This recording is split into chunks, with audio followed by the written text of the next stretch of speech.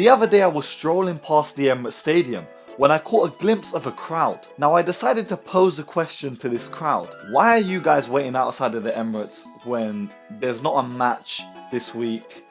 It's international break, like what are you doing? And it turns out that inside of the Emirates there was a fashion show going on. Next thing you know, I'm seeing Declan Rice walking in the Emirates Stadium fully suited up. And instantly this had me thinking, it's time to get suited and booted and talk about fashion in football once again.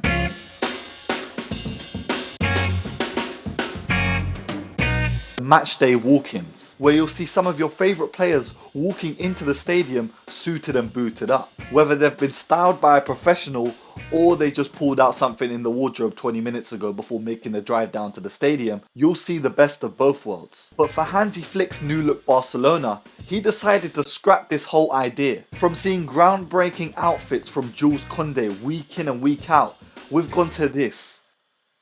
The game's gone, or if we're being honest, the game is back. Hansi Flick said no, under my regime, the German regime, you guys are coming in with Barcelona pajamas. You're wearing training kits to bed, and you better wake up and come to the stadium on match day prepared. And if I'm being honest, I'm liking it, because I was sick and tired of seeing these funky outfits for these players to put up lackluster performances in the games that they had to play. Now they can be less focused on their wardrobe and more focused on the on-pitch activities. This season, with this new change, they're back better than ever, with all their players balling out. And I'm not saying anything, but maybe this Hansi Flick regime is doing them justice. Now, another part of fashion in football that I've previously dabbled in is masks on a football pitch. Now there's nothing more memorable than wearing a mask on a football pitch. Players are mainly forced to wear carbon masks to protect themselves after suffering a facial injury, with the likes of Victor Osimhen, Lewandowski, Son Heung-min, many players donning the infamous mask. The mask that can make or break your season. Recently we saw it break Mbappe's season and his form during the Euros, where he suffered an injury to his nose early into the tournament, then had to wear a mask for the rest of it, definitely influencing his performances. But some players do thrive when they are handed the mask. Something like masked LeBron, they go on this incredible run of form and display traits that you've never seen before. The likes of Osimhen went on a goal scoring run when he had to wear a mask a couple seasons back, and also Ronald Araujo for Barcelona. But one iconic masked moment that I have to talk about is Fernando Torres wearing the mask. When he suffered a facial injury during his time at Chelsea, he wore the mask during a Europa League final against Benfica in 2013, where he opened the scoring in that same game and led Chelsea to win. Just going to show that the mask doesn't always mean that you're going to play bad. But just because Torres was protected on the pitch doesn't mean he was protected off of it. And today's video partner NordVPN can help a lot with that, protecting not only Torres but you. Visit the first link in the description or nordvpn.com/JibRules and you can get 4 months extra onto your 2-year NordVPN plan, only by using my link. Now NordVPN is something that I've used for about 4 years now, with it allowing me to stream the Premier League from over 6,400 servers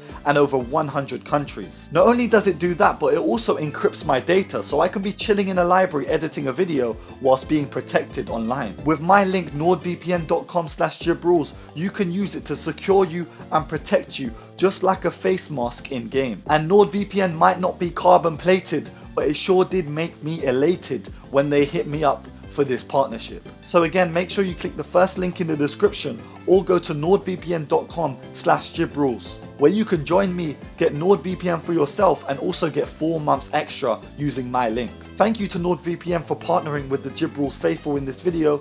And let's get back to talking about fashion. Short sleeves and gloves combination. Immediately I associate it with bagsmen, guys that are playing striker for their team and are looking to deal some damage. Instantly the brilliance of Radamel Falcao pops into my head and Sergio Aguero. These feisty strikers that definitely just put on these gloves because they wanted to intimidate opponents. Because there is no reason for a footballer to wear short sleeves and gloves. This definitely is not providing them with much warmth. Because imagine someone pulling up to the function, it's the midst of October and he's just got on a short sleeve t-shirt and gloves. But if I'm being real, Sergio Aguero with the short sleeve Man City kit, the gloves and that ugly Mohican has to be even more legendary. Because this guy was feared in the Premier League, one of the best strikers in Premier League history, and he's rocking up to games looking like this. This is the kind of outfit you put on when your mum just starts letting you dress yourself.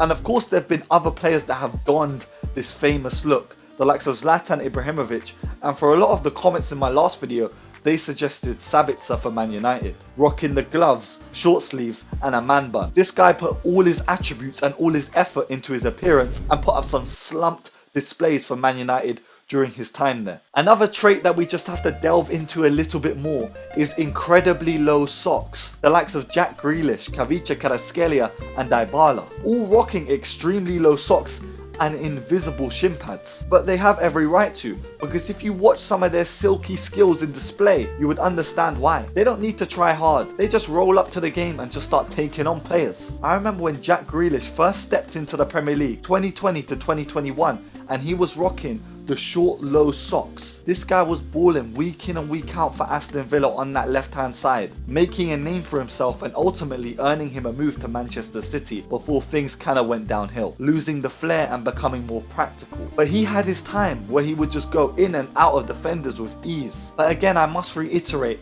if I see a dead baller wearing low socks, sub him off ASAP. Now throwing it back to the 90s and the early 2000s with this one, oversized kits are something that I am missing in football. Mainly because of the lack of concern and technology back then, players were wearing oversized football kits, with all the best players in the world donning the baggiest of kits. George Weah, Maradona, Roberto Baggio, all these guys that were thriving in the Serie A. But it wasn't just the Serie A that were rocking these baggy kits, because I know a lot of Instagram accounts make you believe that, but the whole of the world were rocking baggy kits, mainly because the technology of just tailoring kits wasn't introduced yet. That's why to me a lot of vintage kits just look better than the newer ones, because they're more practical, not for in-game footballing function, but for outside function. Now over the years, safety became more and more important and also optimizing footballers' ability on the pitch. So we slowly but surely saw the development from having baggy kits to having tight tailored kits